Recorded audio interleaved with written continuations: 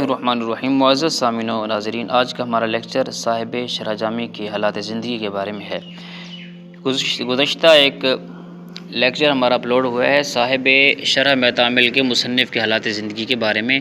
تو شرح جامی کے جو شارح ہیں اور اسی طرح شرح معتامل کے جو مصنف ہیں، تو ان کے جو مصنف ہیں نا وہ ایک ہی ہیں، وہ علامہ جامع علیہ رحمہ ہے۔ ان کا جو حالات زندگی ہیں وہ ہم نے اس لیکچر میں ذکر کر دیے تھے۔ البتہ یہاں پر ایک آپ کا مشہور و معروف واقعہ ہے عشق رسول کے حوالے سے، تو وہ ہم ذکر کیے دیتے ہیں۔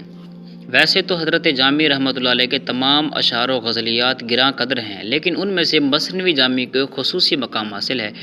آپ کی ایک مشہور نعت ہے جو آپ نے اپنے دیوان یوسف زلیخا کے شروع میں لکھی ہے۔ اس کے متعلق ریحانۃ العصر شیخ الحدیث مولانا زکریا رحمۃ اللہ علیہ نے اپنے رسالہ فضائل درود شریف میں اپنے والد ماجد کی زبانی ایک واقعہ نقل فرمایا ہے۔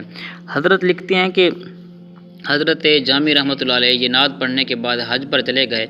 وہاں جا کر ارادہ یہ بنایا کہ روضہ اقدس کے پاس کھڑے ہو کر یہ نظم پڑھوں گا۔ چنانچہ آپ نے رخت سفر باندھ لیا مدینہ منورہ کا۔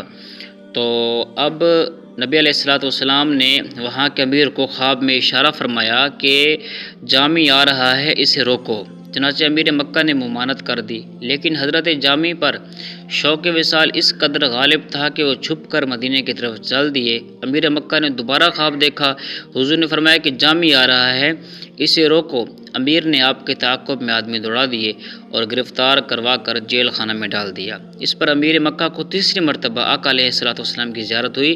آپ نے فرمایا یہ کوئی مجرم نہیں ہے، بلکہ اس نے کچھ اشعار ایسے کہے ہیں جن کو یہاں آ کر میری قبر پر پڑھنے کا ارادہ کر رہا ہے۔ اگر یہ ایسا کرے گا تو اس کے ساتھ مصافحہ کے لیے ہاتھ باہر آئے گا اور لوگوں کے لیے فتنہ بن جائے گا۔